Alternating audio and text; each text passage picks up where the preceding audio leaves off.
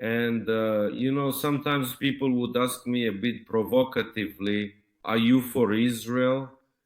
Yes, I support Israel in its fight for its right to exist, in its struggle to defend that right, and in its fight to protect itself against its enemies. But of course, I am for Ukraine first and foremost, and I look at everything through that lens. However, we must not forget about the global processes affecting our partners, what our enemies are doing, and how all of this impacts us. We will talk about this in a moment. But first, some important information regarding the strengthening of Ukraine's defense capabilities. Ukraine is ahead of the EU in the production of many types of weaponry. This was reported by the British publication The Telegraph. Ukraine produces 20 Bodana howitzers per month, which exceeds the production of the French Caesars and could double if additional funding is provided by the EU. This is reported by Telegram. By 2025, it is planned to produce 5 million FPV drones, 30,000 long-range drones, and 3,000 cruise missiles. In addition, some new Ukrainian equipment is better than foreign counterparts, as it is more precisely adapted to the specific needs of combat operations. The Ukrainian electronic warfare system Lima surpasses both Russian and Western technologies in jamming Russian glide bombs, according to the Telegraph. And in fact, by many indicators, the Ukrainian army is not only the largest but also the best equipped on the European continent. Unfortunately, as the Telegraph notes in this case, with the exception of Russia, but the Ukrainian defense industry is truly working, and I believe the results will become even more noticeable. There are problems, there are shortages, and these need to be discussed. There are occasional delays in supplies, which need to be addressed so that drones and the necessary ammunition for the objectives planned and envisioned in the strategic plans of Ukraine's defense and security forces reach our defense forces more quickly. And these objectives are clear. When we talk about long-range drones, it means strikes on Russian territory. Just recently, the enemy carried out another terrorist attack on Odessa, where a four-story residential building was almost completely destroyed. Apartment buildings and cars were damaged, and there are injured people. And in Kharkiv, where the enemy also launched more than one attack over the past night. And of course, there will be a response for all of this. Those who are now asking me in particular, when will we see our strikes on Moscow, on the Moscow region, on Alabuga, where Shaheds are produced, and on other sites, I can say they will happen. And the pause that has now occurred with the so-called deep strikes is not because someone has abandoned this strategy. It is because forces are being amassed in order to deliver a strike against Russian territory that will be as damaging as possible in its consequences, targeting their military facilities in various regions, including drone manufacturing sites. Because right now, Russia is indeed planning to ramp up production as they are bringing in 25,000 workers from North Korea. This was reported by Japan's NHK television company. NHK writes that this is the result of an agreement, supposedly, between Putin and Kim Jong-un. Recently, Shoigu flew literally for the third time. The former Russian defense minister, now the secretary of Russia's Security Council, flew to meet with Kim for talks with Kim Jong-un, and they discussed precisely how to strengthen mutual cooperation. Kim dodged the topic of sending regular troops directly. He doesn't want to send them into the meat grinder. By the way, Kim turned out to be more of a humanist than Putin, because Putin doesn't care about his own people. Putin doesn't care how many will die. And he continues to launch these meat assaults. Just recently, I literally saw footage from the Sumy region where our defense forces units, the armed forces of Ukraine, are holding the defensive line. And they showed how the entire field. Basically, the tree lines are strewn with the corpses, the bodies of the advancing enemies. They go into assaults and die in huge numbers. Well, Kim Jong un no longer wants to send people like that. He saw that they met with strong resistance, that the North Koreans suffered significant losses directly while participating in combat operations and offensive actions together with Russian troops in the Kursk region. And that's why he's holding his people back now. And he said that recently he mentioned they would send sappers and workers there to clear mines in the Kursk region, then to help with reconstruction and so on. And now he says that, well, they will send workers to the Alabuga Special Economic Zone in the Republic of Tatarstan on Russian territory to help the Russians assemble shaheds there. However, it is not specified whether the production facilities and the corresponding lines at the enterprises that will manufacture these drones are ready. That is, we have to understand that 25,000 people, workers all at once, obviously, they need to be given something to do. Therefore, I assume that for now, the principle will be based on rotation. In addition, there is an interesting detail. There was information that a plant for the production of shaheds, specifically drones of various types, is to be built directly on the territory of North Korea. However, the Korean dictator, the North Korean one, Kim Jong un, decided that no, I won't give Putin such a gift for now. Let them work on Russian territory. I wonder why. Maybe they're afraid in North Korea that some unknown drones might reach there too and strike targets there. In terms of range, it's entirely possible. I think that both the Ukrainian strikes on military targets on Russian territory and the brilliant web special operation, which was carried out and executed at a high level by the security service of Ukraine, have clearly demonstrated that borders are being erased and barriers as well. And if they were able to reach such distances as far as Siberia, then why, I emphasize again, couldn't some drones of unknown origin also reach North Korea and destroy a factory there? That's why Kim Jong un is making this decision. Moreover, Kim is gaining benefits for himself because these workers will not be working in Russia for free. Not just like that, the condition is that they have to learn how to operate different types of drones. So, what does this indicate? It indicates that the war is becoming increasingly internationalized. North Korea is becoming increasingly involved, arming itself and training its own military specialists so that they can later use these drones. And this poses a threat to Japan, a United States ally in the Pacific region. That's why they are writing about it. And it's also a threat to South Korea, another partner and ally of the US in this region. So, of course, this is yet another reason for the United States to consider just how much Putin is internationalizing this war and posing a threat to the security of the US and America's allies in the Trans Pacific and Indian regions. This is already a fact. But it is clear that Kim Jong un will benefit more for himself because North Korea will receive modernization of its nuclear submarines, the development of its own navy capabilities, which they have long dreamed of and considered, and investments in its own military industrial complex. Again, Kim Jong un is now building the largest factory compared to those he currently has in North Korea. And in addition, this also helps address certain socioeconomic issues, including employment for North Koreans. By the way, there is still the question of how many of them will actually return from Russian territory. It's possible that not all of them will return. This possibility is actually quite real. They might scatter. But this precisely indicates cooperation. It shows the cooperation between North Korea and Russia, and behind the scenes, China could also be involved. By the way, Putin had a conversation with Xi Jinping, the Chinese leader, and they discussed the topic of the Middle East, specifically the war between Israel and Iran.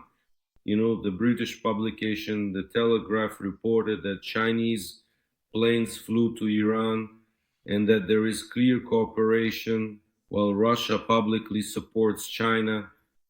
I don't know who in Israel could still have any pro Russian sentiments after this.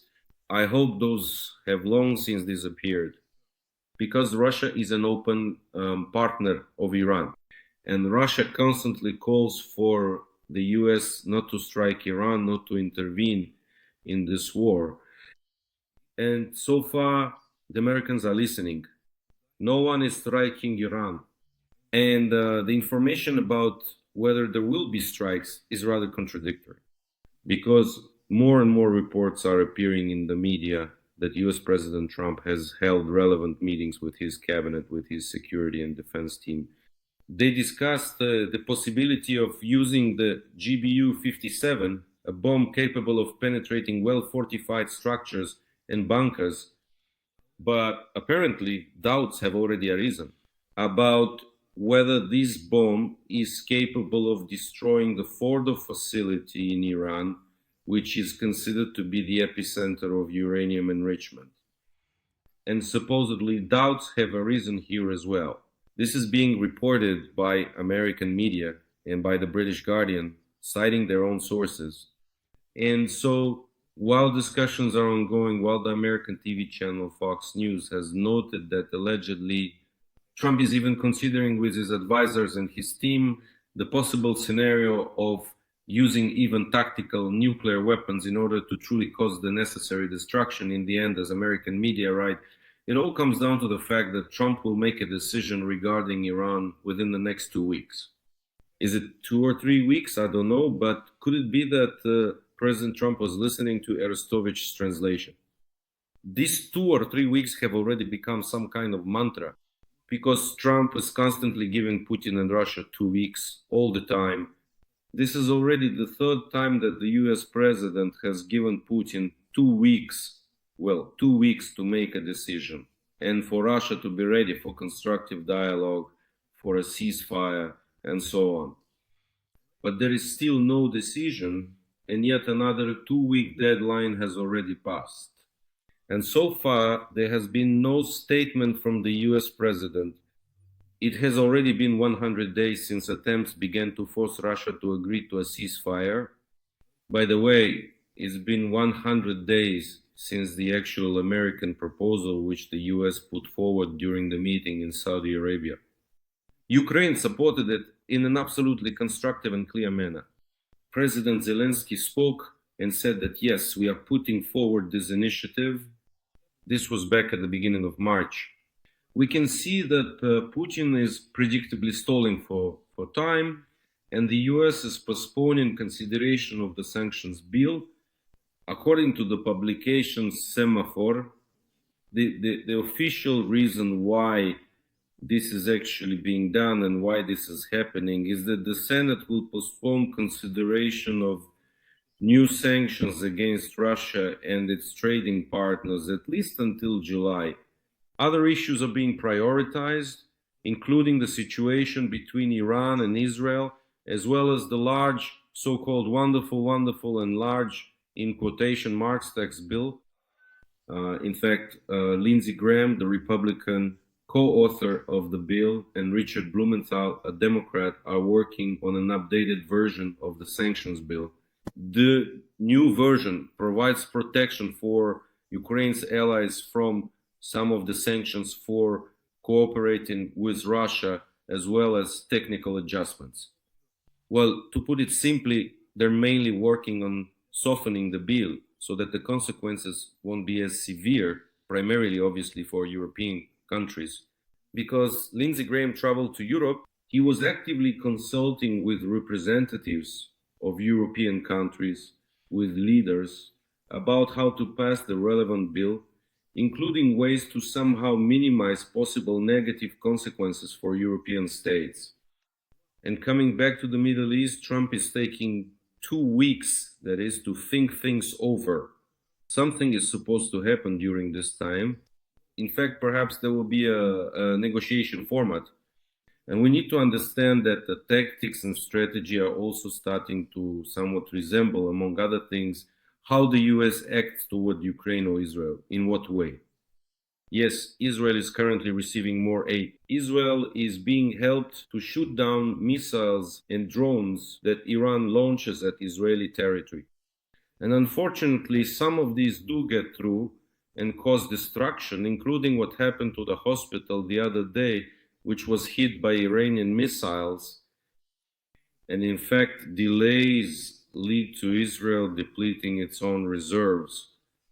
Waging such a war is not cheap because it involves air sorties, missiles for aircraft, and most importantly, the most valuable missiles for air defense systems, which are being exhausted. And Iran is indeed now launching all the model missiles, and it still has certain reserves left. Many analysts are talking about this, including those in the West. Accordingly, if he starts using them, then an even more problematic issue will arise and greater destruction is possible. Therefore, the question of whether Israel will wait these 2 weeks remains open. Actually, maybe not. And they will move on to plan B. There are various scenarios, which in particular include Israel deploying special forces who will land by helicopter and accordingly carry out their mission. Meanwhile, negotiations are also possible because Reuters, citing its sources, reported that within 3 days of the start of Israel's attacks on Iran, there were talks in Arakchi, is Iran's foreign minister, and with Steve Witkoff, the special representative of US President Trump for Middle Eastern affairs, who also incidentally represented US interests regarding Russia. So there were contacts between them and they discussed various scenarios. On June 20th, negotiations are set to take place in Geneva with the participation of representatives from Iran, as well as delegations from Germany, France, the United Kingdom, and also the Foreign Affairs Department of the relevant commission from the European Commission. That is, Iran is starting negotiations with European countries, first and foremost. Yes, the United States and Israel are not present there, but this could be the first step aimed at Iran being willing to make compromises. And in fact, the proposed scenario envisions that Iran could transfer its highly enriched uranium to a third country for storage, and if necessary, demand that this uranium be returned to Iran. This is the kind of mechanism they are considering. Let's take 3 guesses.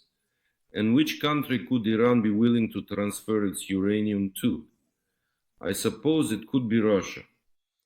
And accordingly, at a certain stage, even Putin or his representatives might be involved in the negotiations. And Russia might not just act as an intermediary, but actually play a specific role assigned to the Kremlin in this plan, namely, to take custody of the uranium with certain obligations. This is a kind of compromise scenario. Accordingly, if the Iranians negotiate this with European countries, the Europeans might start putting pressure on Israel. As a result, all of this will enter the information space. And at some stage, the United States of America might also join the negotiations.